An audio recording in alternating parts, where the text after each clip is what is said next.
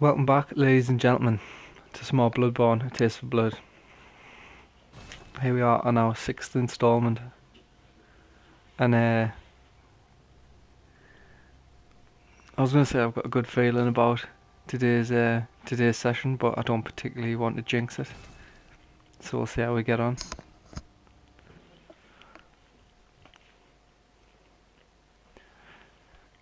So here's the ideal rundown of what's happening today, because we've cleared the prison more or less, the Unseen Village. So the plan is kill Amelia, kill Darkbeast Paul, go to the forest. That's what's the ideal thing for what's happening in today's episode. So I've done a little bit more farming off camera, just to get some supplies, nothing more than that. All the good stuff like NPC dialogues and like items and all that kind of shit. Bosses, obviously, I'll save for on camera, even if it does take us a million tries to beat them, as we've seen so far.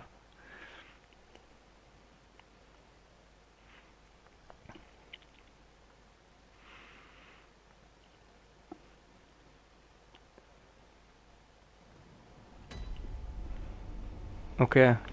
Oh, actually, let's do something else before we go straight for Amelia. For anyone who has been watching this playthrough, they'll probably recall that I said that I couldn't remember where you get the healing church set from. The one that we need for Adela, that wifey we found in the prison to like chill the fuck out and torture us. But I remember, it came back to us just out the blue, like yesterday, so I'm gonna go and pick that up now. Well, I can't remember exactly where it is, but I know roughly. I've probably come the wrong way here.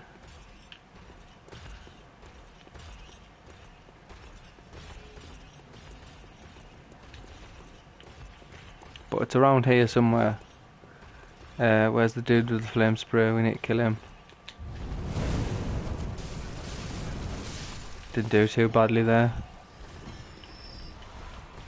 If you get hit flush by that, it can be a bit of a pain in the arse.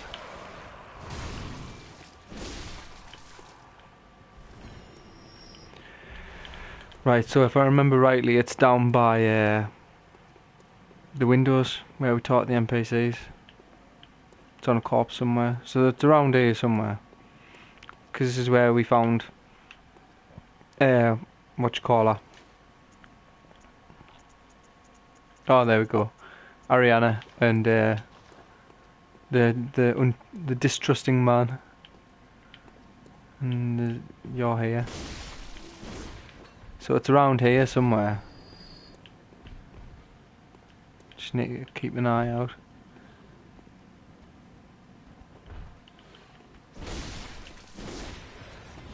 That's right, okay. This is the guy I was worried about.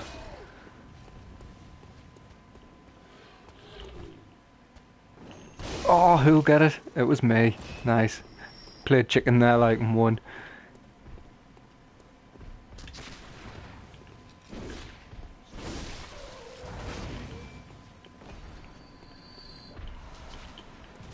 Oh, who's shooting at us now?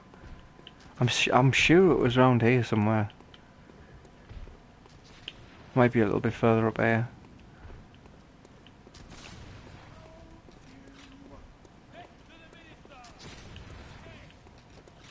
I could have swore it was around here somewhere. Oh shit.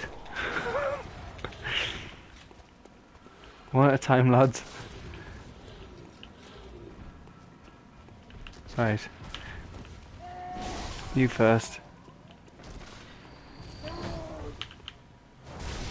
Then you. Not interested about this guy shooting us, he doesn't seem to be doing much in the way of damage.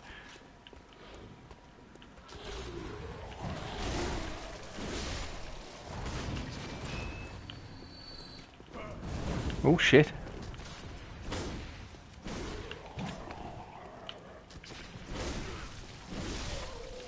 Take this opportunity, take a cheeky blood vial.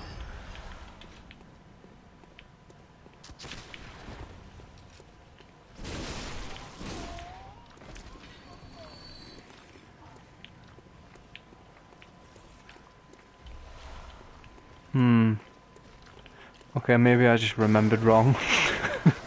Unless it's like up there. I could have swore it was like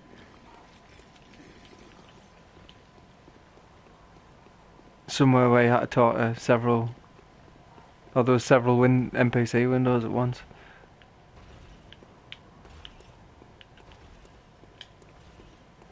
We've been along here. We've already dropped down here. Oh well, in a roundabout way, we've kind of ended up where we need to be.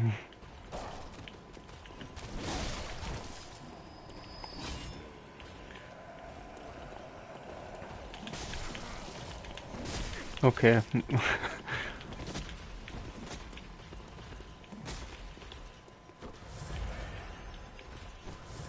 Rather not be wasting all my blood vials really like before the boss fight, but whatever. Really? Stop it! Stop making us waste all my vials. Excuse me.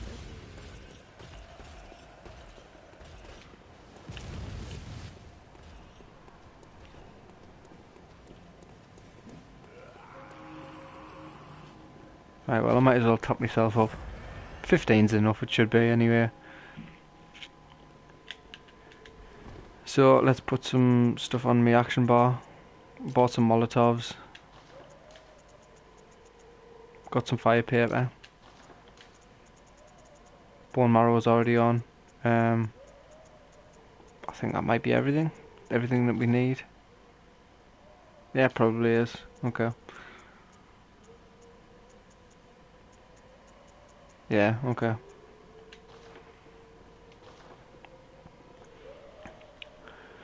Ah, right. Here we go, no pressure.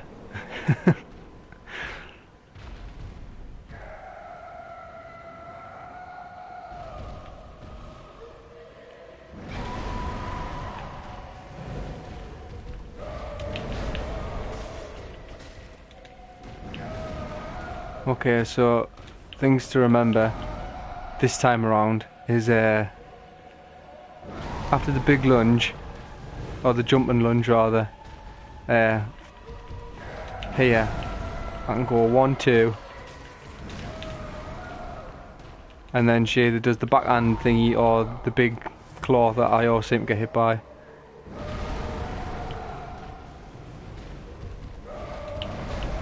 One, 2, keep an eye out. Okay, I can take like a half a second I think to try and react to it.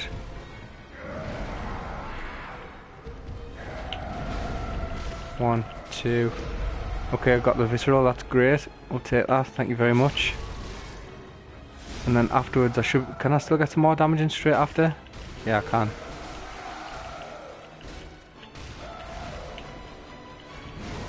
Holy shit, I got a lot of damage in there. More than I was expecting.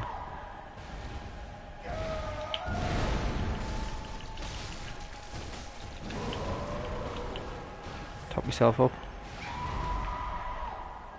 Right, we're about 50%. So I'm thinking fire paper and just fucking go for it, like. Okay. Like, if you could not, that would be great.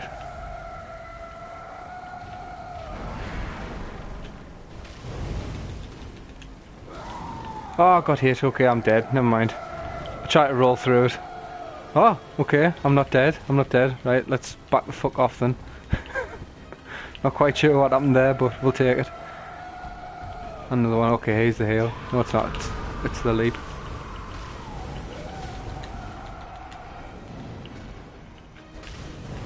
Right, let's move because I need to regen my stamina.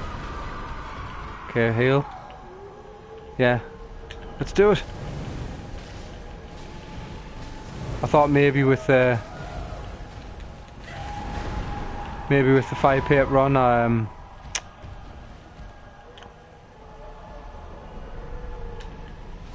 that was so... I've fucked up massively here. Yeah, I thought maybe with the fire paper on I could just out DPS it, but apparently that is not the case.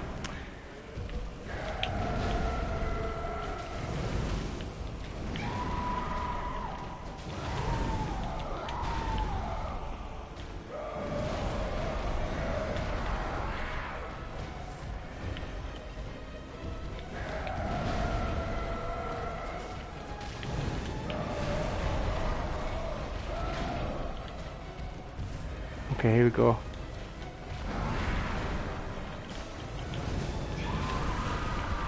Sorry, I can take that. Kind of just trying to preempt the hail, but like, I'm not having too much luck. Oh, we got the stun there.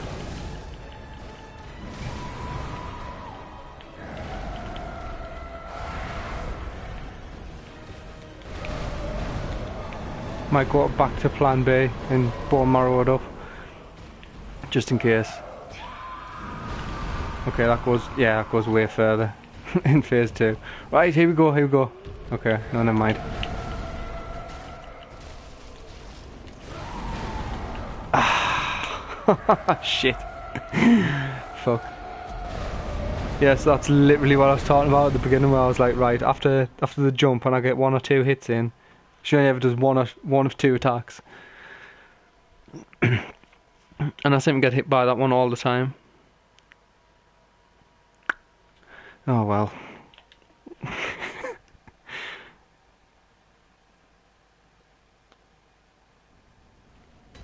Hopefully we haven't started as we mean to go on. I only used 3 Molotovs and 2 fire papers and 1 bone marrow that I never got a chance to fire, so that's alright. And I do have a few more consumables in my stock, so it can go back to the hunter stream. I'm gonna have to think about where that black church set is, because actually no, there's not much point. I thought I could remember, but if once we kill, Jesus Christ, once we kill Amelia, assuming we ever do, because the night cycle advances, we'll not be able to save Adela then, but never mind, she's a tart anyway. Right, round 11 or something.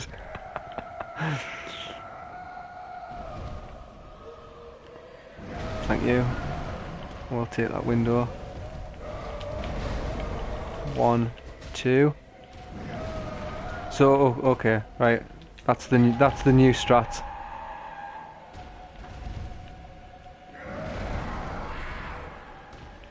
That's the new strat.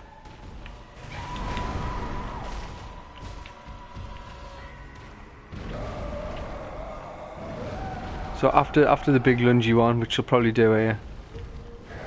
Boom. I can go 1, 2, and I can walk away. I don't need to roll. And then I can save me roll shit. For if the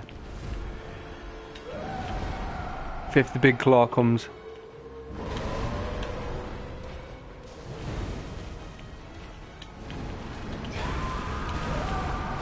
Not quite sure how I didn't get hit there, but we'll, you know. Do you want to like just fucking do something?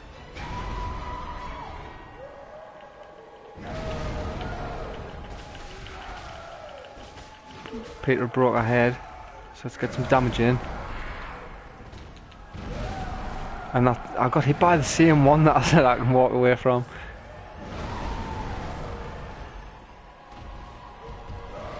Right, here we go. 1, 2. Oh, okay, we broke the arm, so let's get some damage. 3 damage, back up. Oh, and the visceral. Jesus Christ. Aren't we, you lucky boy? Thanks. Right, okay. Let's pop a fire paper, try and get some damage in, and then the next... Okay, let's just not die now. That's the new strat.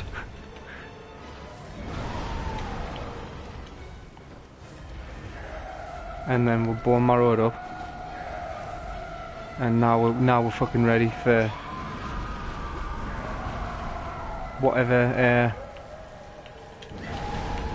I should have known that would have fucking hit us.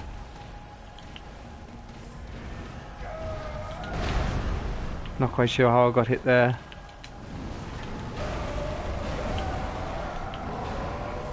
Getting sloppy. Need to get me shit back together.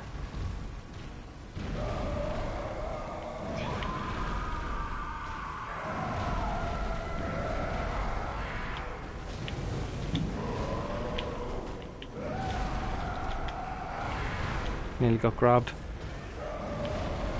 Could you just pack it in with this shit? I just want you to do like something fucking readable. Like this. Okay, keep an eye out just in case she tries to cheat your heal while... Okay, here we go.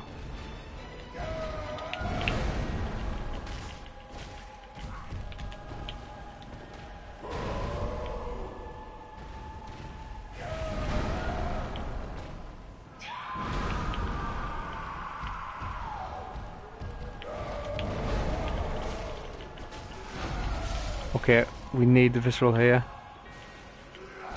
Oh, I fucked it up. Right, well, let's try and get some quick damage in anyway.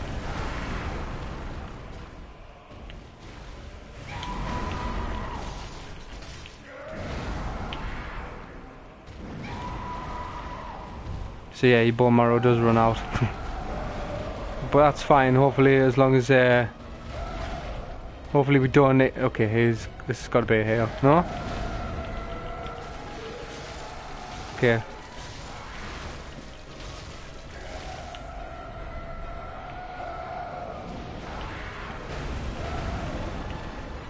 Right, providing we don't fuck up the hail. Which has got to be coming here, no? Wow, okay. Got hit, but that's okay. Heal it up. Tempted just to fucking do this. Yeah, fuck you. Wait, finally. So basically the key was just to not let her hail at all. Woo! Jesus Christ, finally. That feels really good. So, we picked up gold pendant. Pendant of Vicar Amelia, used to change into a blood gem which fortifies weapons. This pendant passed down among the vicars who head the healing church as a reminder of the cautionary adage. To reveal the adage, touch the altar skull, which we're going to do now. But first of all, we're actually going to use that gold pendant. And we get a gold blood gem, which we'll have a quick look at that, wherever it's at. Oh, it'll be in there. There we go. Most radial blood gems have effects that bear upon physical attacks, and this golden radial blood gem, kept for generations within the church, strengthens attacks against those afflicted intensely by beasthood. When clerics began transforming into unspeakable beasts, the church needed something to retaliate with. So yeah, and the effect there, if you didn't see, was attack up versus beast. So here, if we touch the skull now, this moves us into like the middle portion of the game and advances the night cycle. We should pick up our blood echoes. I don't think there is any. There's a few, right. So let's have a look at.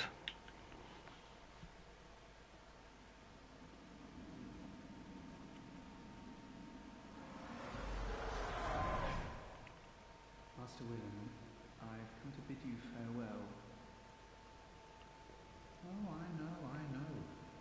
You think now to betray me. No, but you will never listen. I tell you, I will not forget our adage.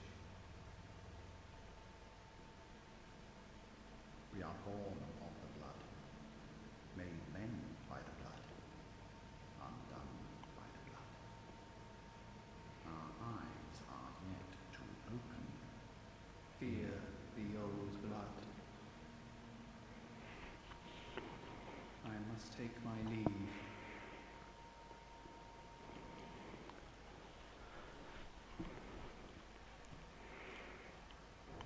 So for a bit of lore behind that particular cutscene, the guy in the chair is Master Willem, head of the School of Mensis. Lawrence was his protege, and Lawrence left to found the Healing Church. It's also been more or less confirmed, but I can't remember exactly how it ties in, but the skull is in fact Lawrence's, which is, given that he was once human, means that he must have succumbed to beasthood as well. Right, so now what I'm going to do is I'm going to use this frenzy cold blood that I've picked up. We're going to go and spend our blood echoes Then we're going to go straight to the Unseen Village and try our hand at Dark Beast Paul.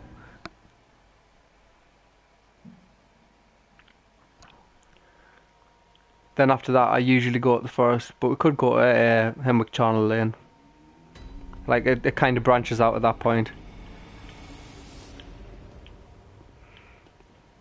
Okay, I wonder if there's any tat that we can sell. Probably not. Shining coins, I can get rid of them and never flip and use them.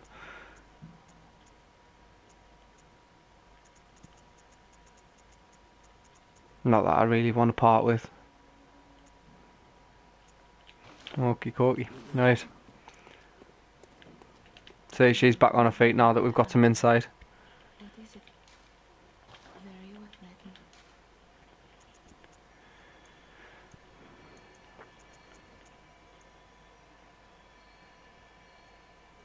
And yeah, I'm just going to pump it all into strength. Got a few spare blood echoes. Which I noticed that we've got. Let's have a quick repair. But I noticed that I've picked up enough twin bloodstone shards to upgrade this again. I must have picked them up while I was doing a bit of off-camera farming, just to get me consumables back. Right, let's do it. The nice thing is now it's +6. We've unlocked all 3 gem slots. I suppose I should upgrade this as well. Or do I upgrade the Tonitrus? I think the Tonitrus can wait for the time being. Okay. And let's put a new gem in that that bad boy. If there is indeed one that I don't actually have a. Yes, I do. Wait. We'll take our red gem out, because the red one fits in any. Now we need something for this. Let's have a look what's in our Tonitrus, because we're not really using it too much, are we? 1.4, which we've already got. I don't have anything in that. Sorted, let's put that in. Is there going to be many beasts where I'm going? I don't know.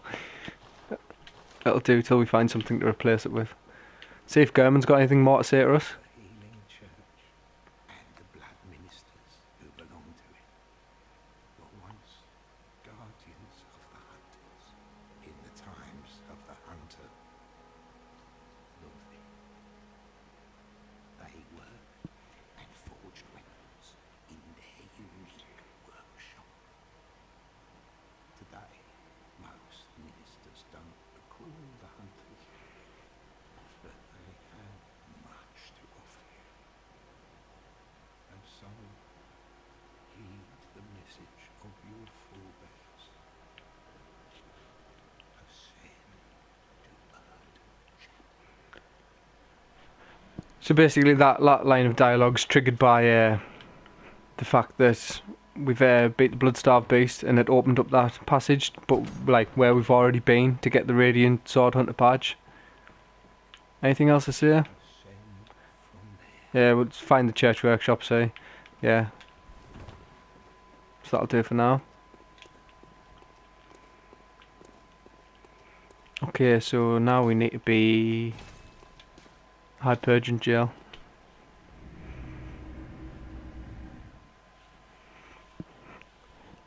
Now to watch us fail at Dark Beast Paul for another 2 episodes.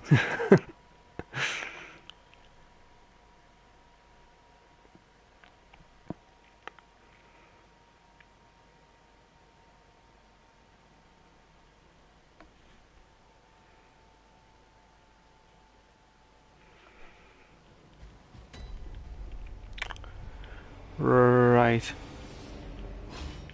So if we're just going straight for the boss, I can ignore these dudes.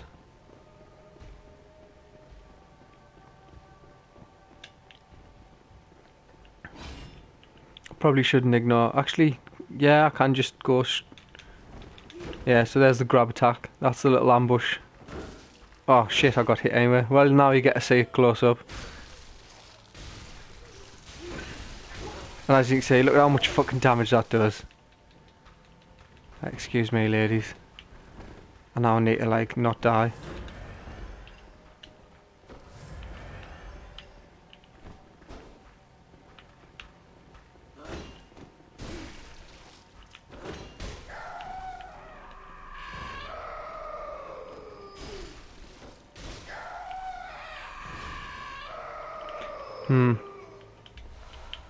More pebbles. And an interest... Hang on. Before we go further down there. Interesting lore point. Well, it's nothing... It's not like... confirmed. But like, it stands to reason. Which I learned from watching one of Varty's videos. If you look at the pebbles, they look like eyes. Which, if you think, makes a lot of sense. That the crows drop them, given that crows, like carrion crows, eat eyeballs. And in terms of those witches dropping them, well, I can only assume they collect them.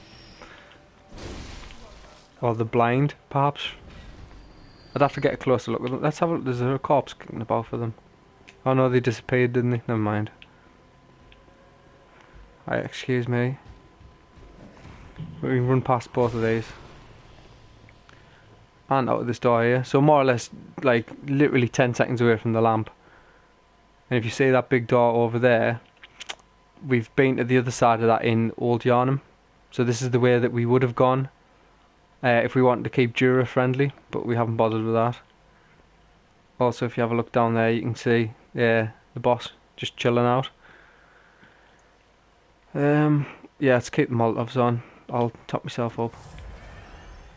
I don't know whether to have me weapon as a greatsword or not. I guess we'll see. Anyway, here we are. Next boss. I wonder if I can get a quick cheeky hit in. No. Oh, that's a fantastic way of getting yourself braid. Never mind. Right. So this is another one of those fights where lock on is just the fucking worst thing ever. Okay. So this boss is like crazy aggressive as well though. Like the best thing you can do really is like roll through his legs and like try and hit one of the back legs. And when you see him charging up like that, just back the fuck off. I think given that we're only getting one attack in at a time, it probably is better to stay in greatsword form. It's also totally possible to visceral this boss. It's possible to stagger him. And if you do manage to stagger him, if you notice he's covered in electricity, it'll break the electricity aura around him, and he'll back off to like reapply it, so you can stay on top of him then.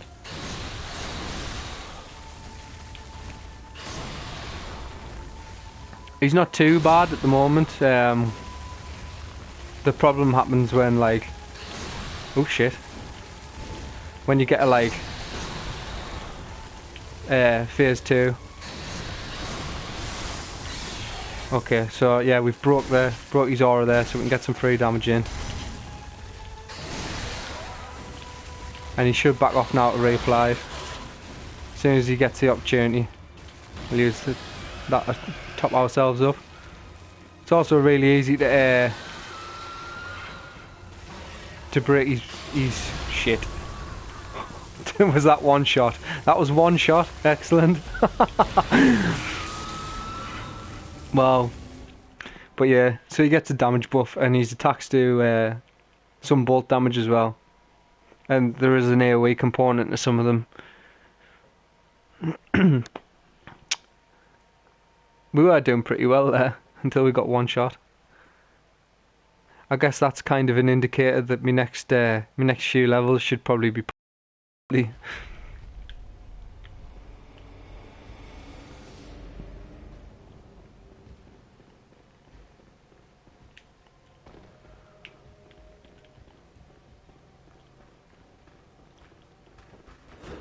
So yeah, I can't just run past both of them.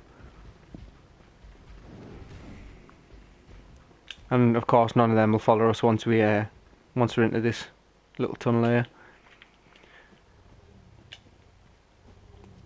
Okay. Might be a fire paper. Time for fire paper. Right. Because he's good.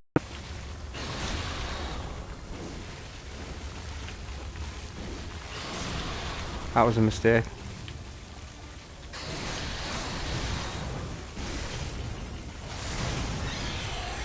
So it looks like if we hit with a full combo, it's possible to just keep staggering them. Can we get the visceral? Oh yeah, baby. Taking them to Pain Town here, like. Let's pop another fire paper and see if we can stay on top of them. Just fucking... Just back them up into a corner. Yeah, we've done it. Ha, fuck you. It's almost ridiculous how much easier that was than Amelia. Normally I struggle way more with this guy. But, you know, he was a fucking piece of cake there. And we also got the Spark Hunter badge. Where's that? It'll be in here, key items. Yeah, badge of Friends of Archibald, Church Workshop Eccentric. Badge crafted in secret by Archibald, the infamous eccentric of the Healing Church, for his friends. Archibald was fascinated by the blue sparks that emanate from the hides of the dark beasts and dedicated his life to its artificial reproduction, in a style of inquiry that incidentally closely followed the methodology of Bergenworth. But if you notice, ties into the Tornitrus as well, contrived by Archibald. Striking this peculiar iron morningstar flail like a match generates the same blue sparks that blanket as a dark beast. So yeah, it looks like he pulled it off. We'll open this up. I'm really surprised how easy fucking that boss went down. I suppose that's the power of like fire paper on a great sword though. There was a lamp. There we go.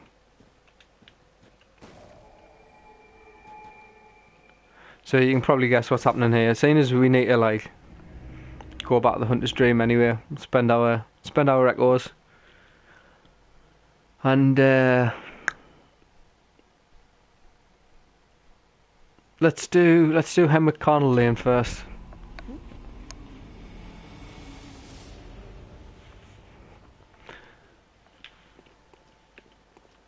Welcome. What is Right, thanks.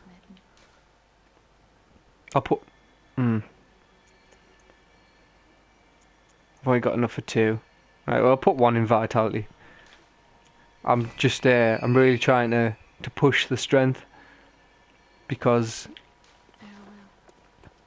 at 30 strength we can wield the cannon, which is the other weapon that I really want in this build. What we buying? We've got plenty in. Let's do this, just so we've got some in stock, because we did use quite a few. Now where do we need to be?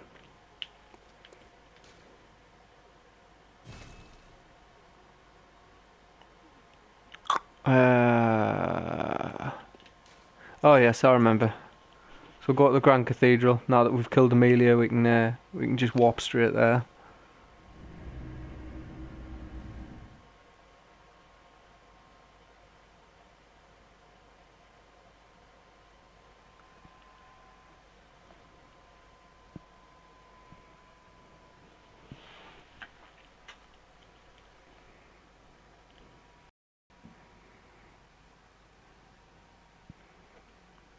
In an ideal world, we can clear Hemwick Carnal Lane pretty quickly. I doubt we'll probably have time to kill the boss this time round, but next episode we should be set up to take that one out as well.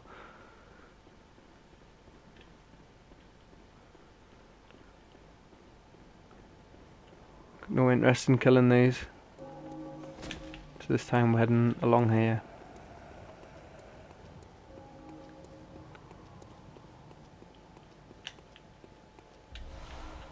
Bloodshot eyeball, are we being followed?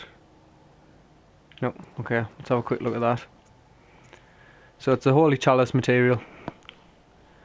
An exquisite eyeball, removed quickly after death, or perhaps even before, used to unlock the seal of the old labyrinth hinter tombs. So yeah, for the chalice dungeons, for anyone who isn't aware, you need certain items for certain rituals, and you can only do and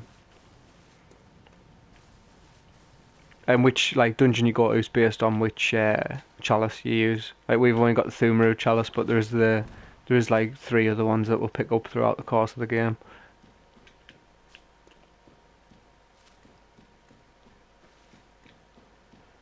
And there's dogs, so we'll go for the smaller weapon here.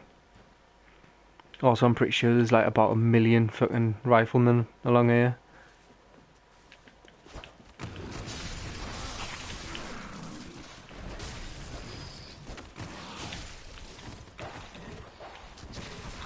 Okay, that's what I didn't want to happen. Okay, shit, we're in a fucking heap of trouble here. Oh, Clutch pulled it off.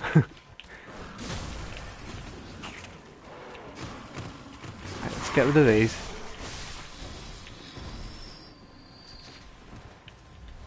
Quicksilver bullets.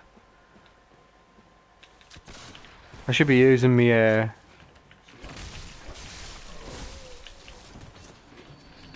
pistol way more than I am, really. I mean, I know it takes 2 bullets per use, seeing as we're using the repeating pistol, but like, I've got like 200 in me stock. They just don't get used.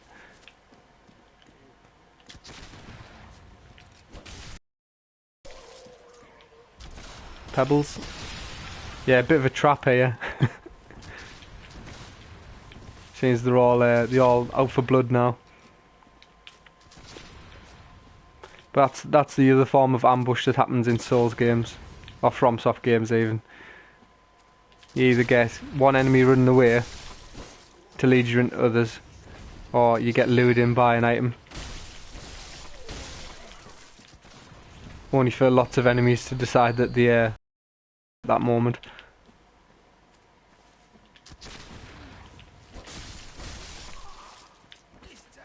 Still though, nothing that we can't handle.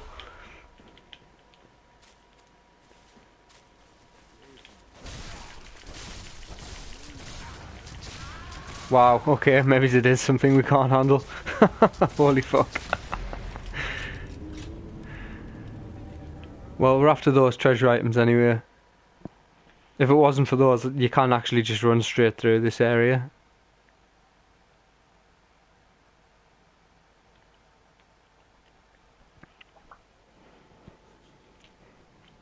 But that was probably all, well, in fact, surely down to the fact that, like, because I killed Dark Beast Paul so quickly, I've just become reckless. Overconfidence is a surefire way to get yourself killed.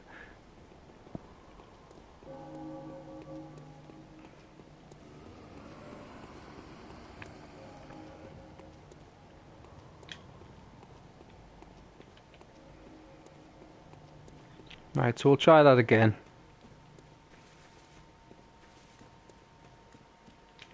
Actually, here's a good time to have throwing knives equipped.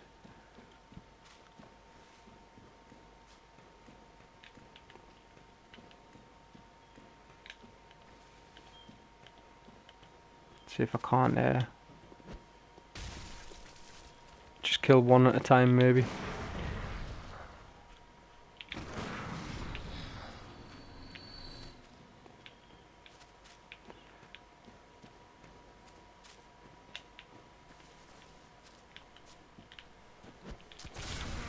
I fucked that right up.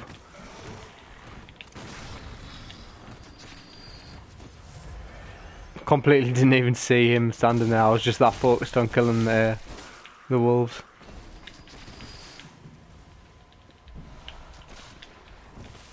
Got plenty of bloodstone shards. I am planning on keeping me hunter's axe.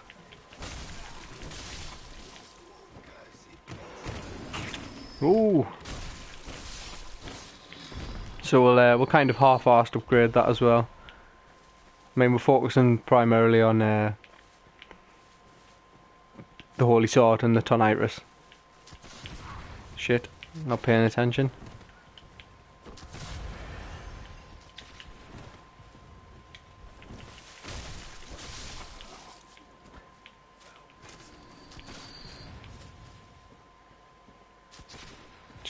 up on this guy here.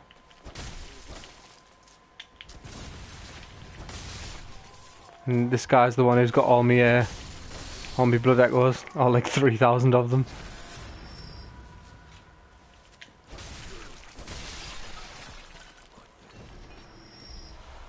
You know, this is probably like a fine time for a Molotov.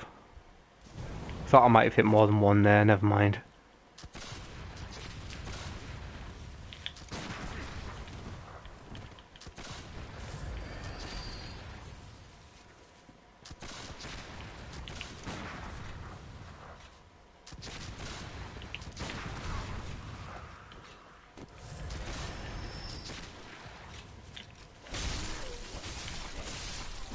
It's more like it. There we go.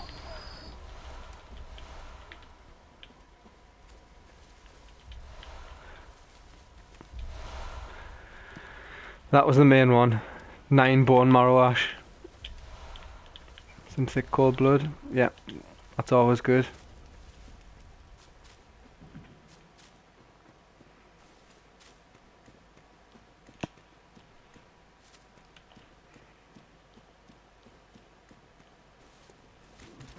Oh shit.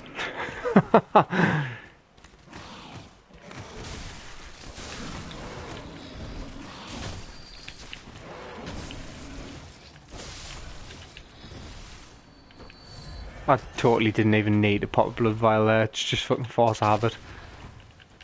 I suppose I do more damage when I'm at full HP.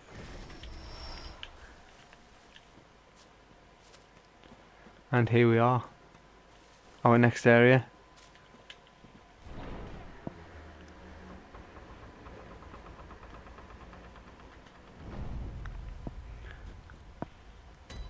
Hemwick Charnel Lane.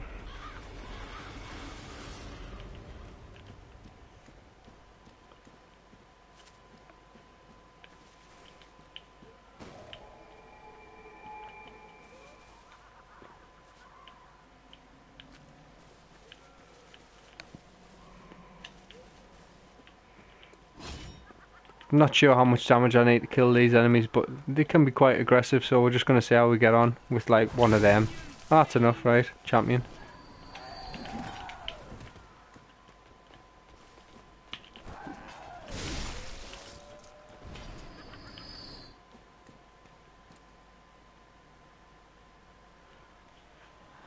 So, not sure what the occasion is, but they all seem to be dancing. Could be ritualistic. There's a lot of that goes on in Bloodborne.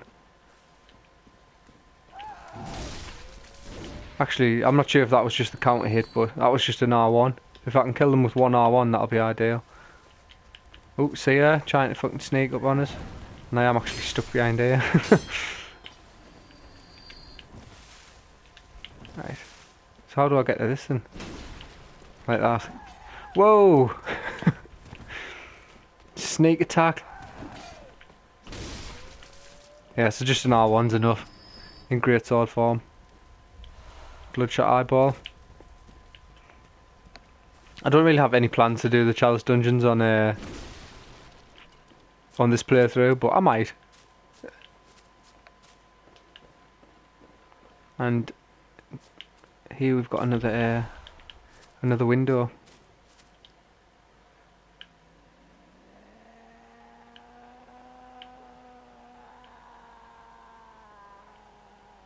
But as you can hear, all you can hear is screams. Now, if we go to that window earlier on in the game, because we don't necessarily have to beat Amelia before coming here or the forest. Actually, you do for the forest. You do, but you can come here before you beat Amelia, and it is actually possible to have some NPC dialogue there. But like the order we've done it in means that we've missed out on that. But from this point on, as the night cycle keeps changing, any other windows that we go back to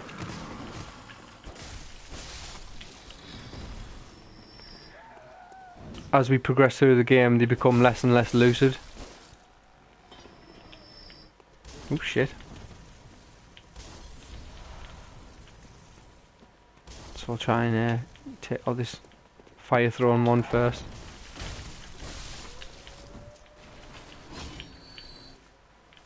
Where's the other one, mind? There we go.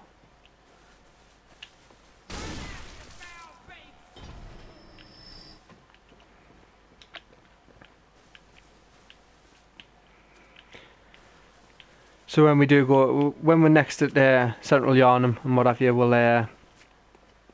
we'll go and check out the windows again, just so I can show you the change in dialogue. We were also meant to go back to Gilbert after killing Gascoigne, and he would have given us a free flame sprayer. But I think the point of the game we are now, the same goes for him as well, in the regard that after a while, because he said he was coming to Yarnham looking for the healing blood, didn't he? And we found out that he's rather sick. He's a bit poorly. And the next time we speak to him, we don't really get the opportunity to speak to him, spoilers, but we get to see the fruition of his sickness.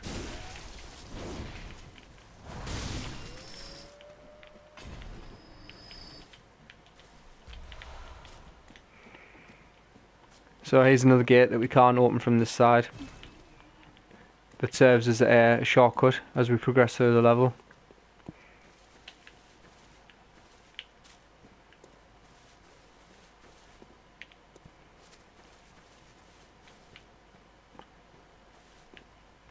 Now I'm pretty sure there's an ambush here, yeah.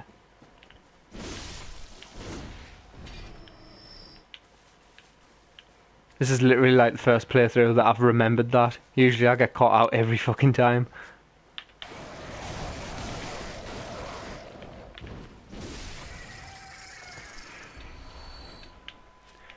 Now there's also an interesting little bit here, which I'll see if I can pull it off, but it's reasonably difficult. Now if you notice, there's like a nest of crows here, and there's lots of them, so I'm going to try and pull them out one by one.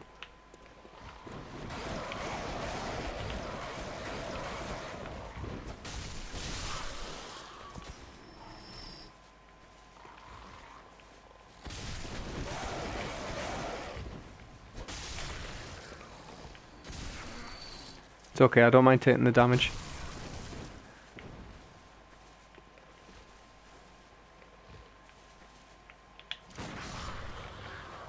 But the whole entire reason for that was there's actually one crow here who isn't hostile.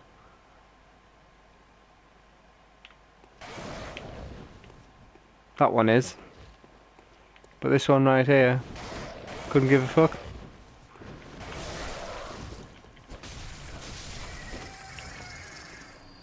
And if we kill him, absolutely nothing, unfortunately. But yeah, I just thought that was quite interesting. And we've also got another quick little shortcut here. That elevator leads to just after the window we passed with the red lantern. So it's a little bit of a shortcut. This bit here is a fucking pain in the arse. I'd forgot about this woman here. But that guy there is he's a nightmare. Small bone marrow ash, that's excellent. But if you remember the item description for it, it does say that it's either manufactured or found in Hemwick Carnal Lane. But there's someone up here who throws firebombs, I believe.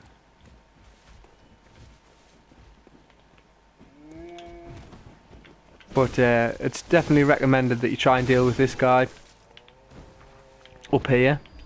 Yeah, hello you, firebomb thrower. Bit late at the party, not that I mind.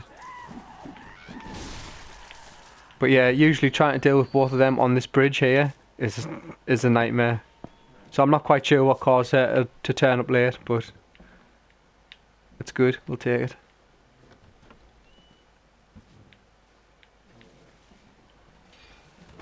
Yeah, I thought. And I also got the transform attack on that woman there that I didn't even see. I was like, I'm sure there's some sort of trap in this area, but I can't really remember. Okay, so let's progress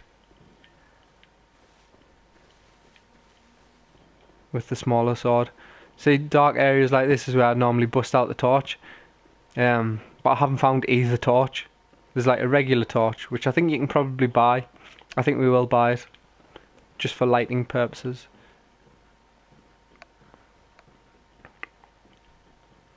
But there's actually a hunter's torch, which is... Oh, hello. Which is, it does like double the amount of damage, which isn't much, admittedly. But the scaling's better. And if you're an arcane build, then it can be pretty decent. Oops. But mainly the only use I've ever used it for is lighting up dark areas. Actually, I think we did buy a hand lantern, didn't we? Did we buy? There we go. Yeah, so we can use this. It doesn't provide as much light as a torch, but it leaves both hands free to fight. But another eyeball. But an interesting thing with that, which isn't stated in the tooltip at all, but if you try it out for yourselves, it is noticeable. While you've got the lantern attached to your belt, your stamina regen's like noticeably slower, which can be disastrous. So we've got more ambushes around here. Thankfully our weapon's strong enough to one-shot these. Is there anything up here? I can't quite remember. I don't think there is.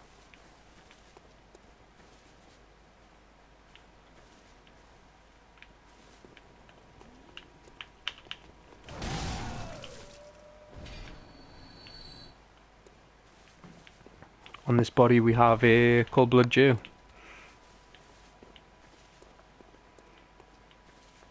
So it's strange in the regard that like the cold blood that you find here, you would think would be an indicator of like sort of like how strong it is based on like sort of what point in the game it's in, which is generally true. And the ones here that we found here are like worse than what's in the Unseen Village.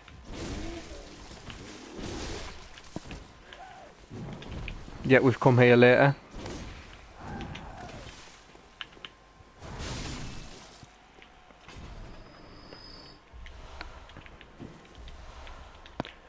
So you'd think, judging by that you should come here before doing like Amelia or anything like that. Whoa, okay. She just set herself on fire. That's fantastic.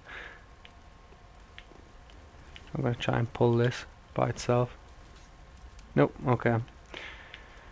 Yeah, but the enemies here, even though we are one-shotting them, the amount of damage they do, and like they have a tendency to be in packs for this section.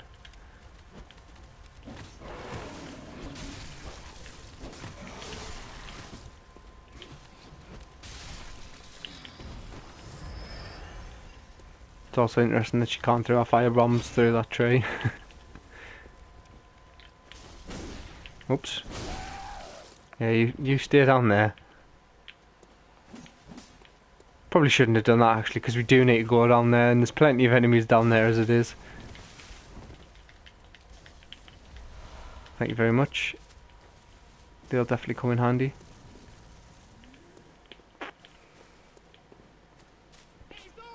Oh shit.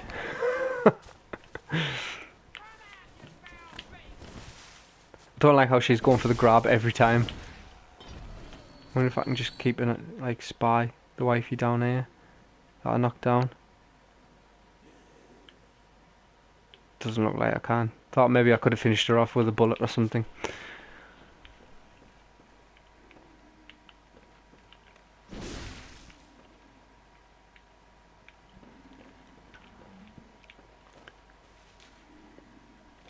See, lever awaits there for run. That's because if you see those guys out there, they're really difficult to deal with. And most people just make a suicide mission for the lever.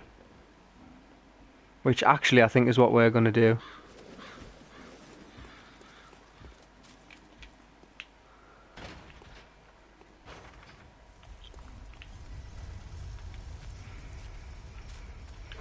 Now if we can, I'm going to want to try and pull these one at a time. If we get too far up, there's more dogs up there, and we definitely don't want to be fighting all of them at once. So while he's heading up there, I might try and take this guy out.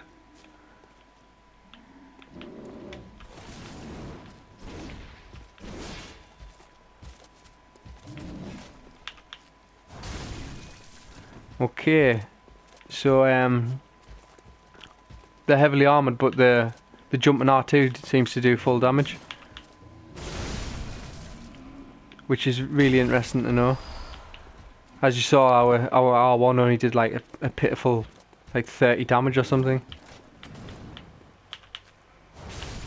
but that does the full amount. So that's a very easy way of taking them out. I wonder if it's just our weapon, or whether it's just jumping R2s in general. Should test that out really.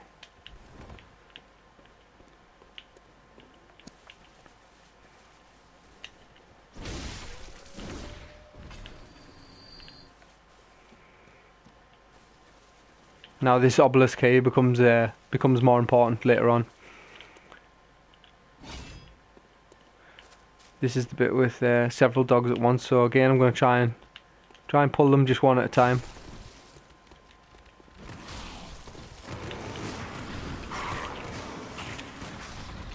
Or I can use the bullets. I've got plenty of them. Oh. That one went fucking flying. That was excellent. They drop twin bloodstone shards. That's interesting to know. If I need, actually, it's not my preferred farming place at all. Yeah, the prison section. Just the bit right at the lamp where those two death dealers are. That's a much better place to farm twin bloodstone shards.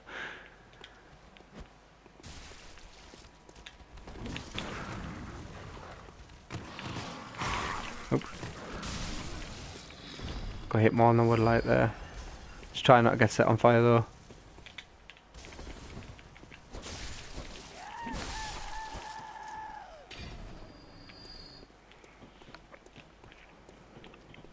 Also worth noting that all the humanoid enemies, at least in this area, other than those like executioner style guys, are all women. Which makes you wonder, like, why this village was only female population. And this is like right on the edge, and I never like doing this because I feel like I'm gonna fall in. There we go, and we've got a lake rune there. Let's have a quick look at that. This transcription of the Great Ones in human voice ripples like a watery reflection. This rune means lake, and those who memorize it enjoy reduced physical damage. Great volumes of water serve as a bulwark guarding sleep and an augur of the eldritch truth. Overcome this hindrance and seek what is yours.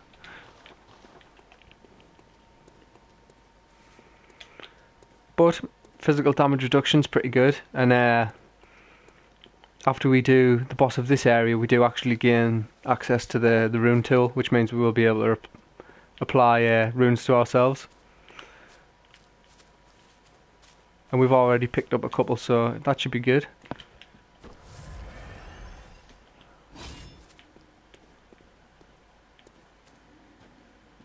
Right, okay. So I'm going to try and be quick here and pull this guy, because if you notice, these ladies are on patrol, and trying to fight all of them at once is a right pain in the arse. But if I can get this guy to follow us, then we're in business. He's taking his sweet time though.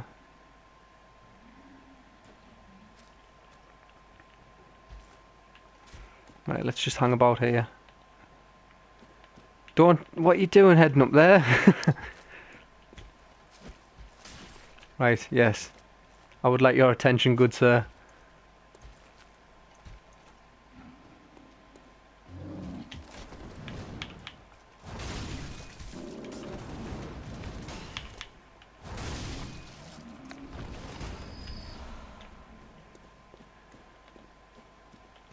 See if we can try and like take at least one of them out.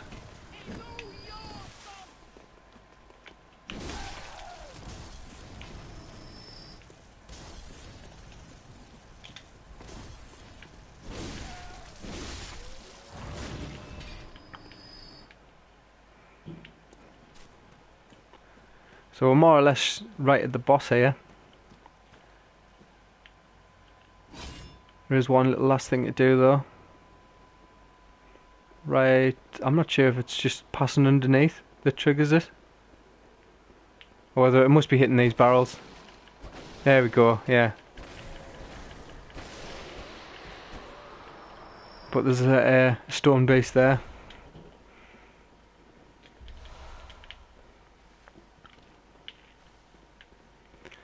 Okay, boss time.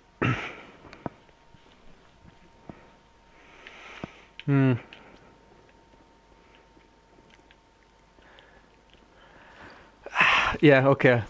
What we'll do is... In fact, actually, no, we won't. I was just going to go straight for the boss, but... There's something that I haven't actually tried, but I've heard works. That we're gonna find out now. So, as I'm sure some of you are aware, at least those who've like got any prior knowledge of the game, that the next boss fight you've got to fight two at once. But one of them, like they're both there at the same time. Usually, what happens is they both appear when one gets to once you've killed one. But they're both there the whole time, except one of them is like invisible. So it is possible to get them both down to like almost dead before like triggering the second phase, and you can just cakewalk the fight. On my how-to guide for that boss on my channel, that's the method I actually use. However, I've also learned that if you've got 0 insight when you go into the fight. In fact, yeah, I'll tell you what, let's put that on endurance. Yeah, if you go into the fight with 0 insight, that you can see both of them just straight up. Or is it one only appears? I can't remember, but basically the fight's like incredibly easy if you've got 0 insight. The thing is though, is like for most people you're always going to have some insight on you. Do you know what I mean?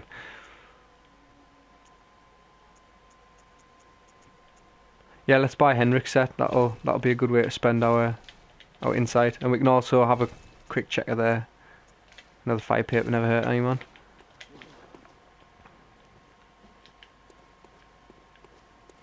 I wonder because usually when you talk to the doll, you need at least 1 insight for her to be like up and about. So I wonder what happens if you talk to her while she's like mobile with 0 insight.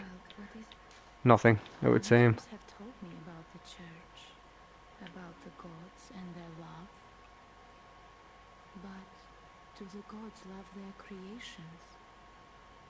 I am a doll created by you humans. Would you ever think to love me? No. I do. Isn't that how you've made me? Thanks. Very well, good.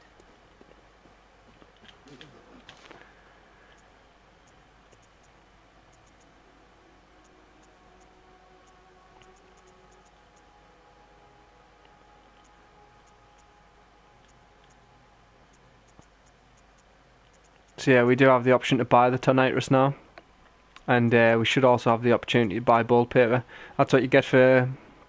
They become unlocked when we get the Spark Hunter badge, which we picked up off killing Dark Beast Paul.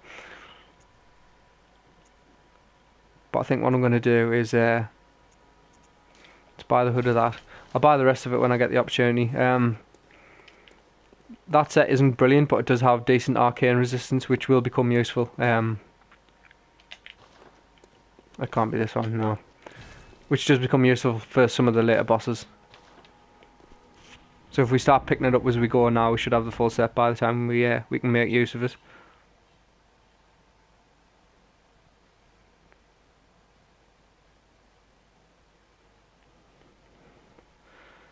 So I've kind of run like way over here. Like I usually shoot for about an hour, which I'm pretty sure I've went over that. But to make up for the fact that the last 2 episodes have just been me dying on Amelia. This time around, we're going to try and get the hat-trick and kill 3 bosses in one episode. So we're just going to scoop past all these. Oh shit, okay. Might be easier than harder than I initially thought. Thanks. Oh shit.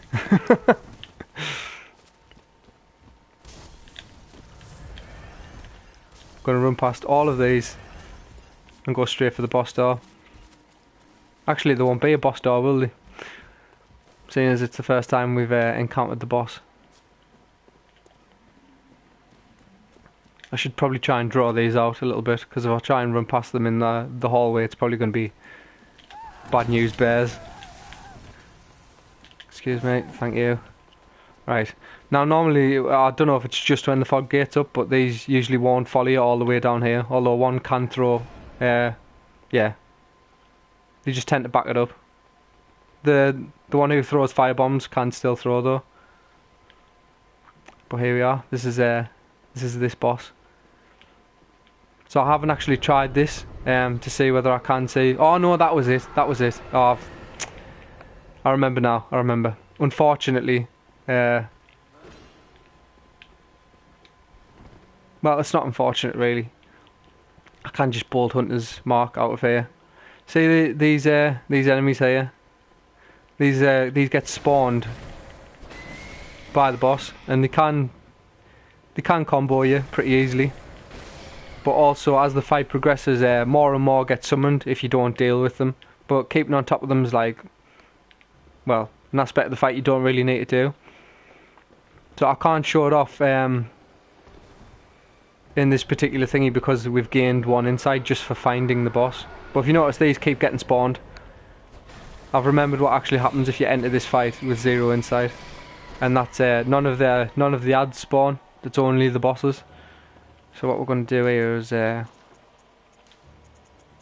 we get the opportunity, we're going to, could be construed as a bit of a waste, but we're going to bolt Hunter's Mark, get the hell out of here, and go and spend our insight. I realise it's back and forth, just to illustrate a really simple point, but you know, just to prove that it does actually work.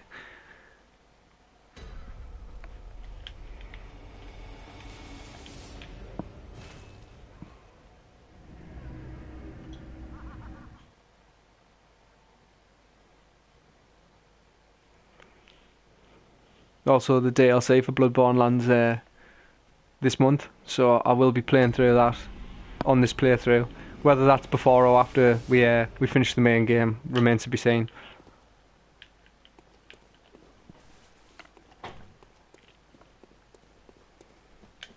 So let's try and do this quickly because I am aware that this is going to be a very long episode.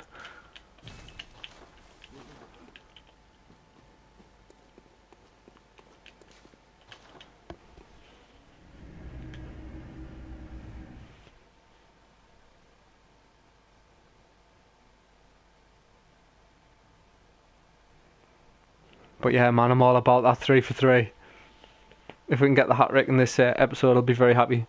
And I'll feel like, well, I already do feel like I've somewhat restored my honour in terms of like not being totally shit at the game. But this will be the icing on the cake.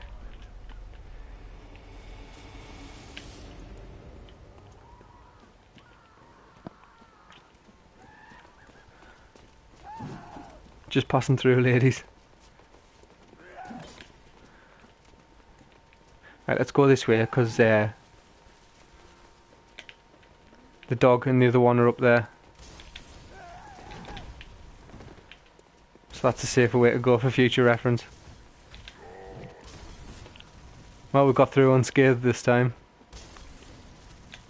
Let me stamina regen a little bit. Run past this dude. Now we will have a fog gate on the boss. Although I did demonstrate that these enemies won't actually, they leash once they get there. Wow, okay. Could you not? Well, I need to heal up now anyway. But yeah, they won't actually follow us downstairs. And she's chucking firebombs, but they don't seem to be reaching down here. So yeah, let's go. We've got 0 insight this time, so throughout the fight there should be 0 ad spawn.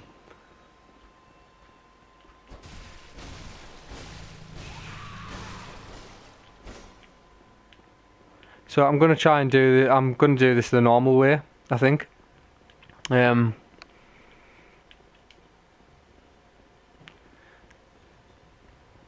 Like, look here. See how this one's... Okay, I've got that wrong. Anyway, like I say, there's both of them are there at the same time, and one's HP bar isn't visible until you kill the other one. But usually, the way you can supposedly tell is when you find one, if it isn't hostile, that's the one who's like meant to be hidden.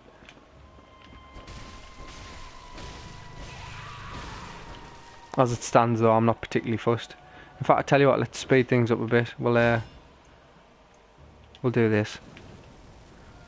Now, if we find one, we should be able to just absolutely wreck. Oh, that's see how the HP bar isn't going down. That's the other one, the hidden one. So now when we kill the first one whose HP bar is visible, when the other one turns up, we'll have like some of it missing. There's the other one. In fact, let's do this. Let's weaken it down a bit. So one's nearly dead. And what usually happens is once you kill one, the other one appears and the first one gets revived. But yeah, no ads yet. So if you're struggling with this boss, one way to make it a lot easier is just to have 0 insight when you enter the fight.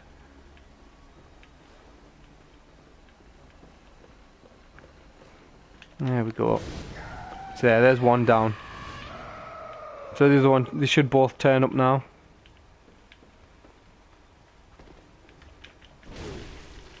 Yeah, there's the other one. Although saying that, we seem to be doing a pretty good job of killing that one as well. Let's see if we can find her before she resurrects the other one. They tend to just hang out around the edges. There we go. Piece of piss. She didn't even get the opportunity to resurrect the other one. But yeah, as you can see there, if you do manage to kill the one that isn't like technically there, then you can make the fight a lot easier as well.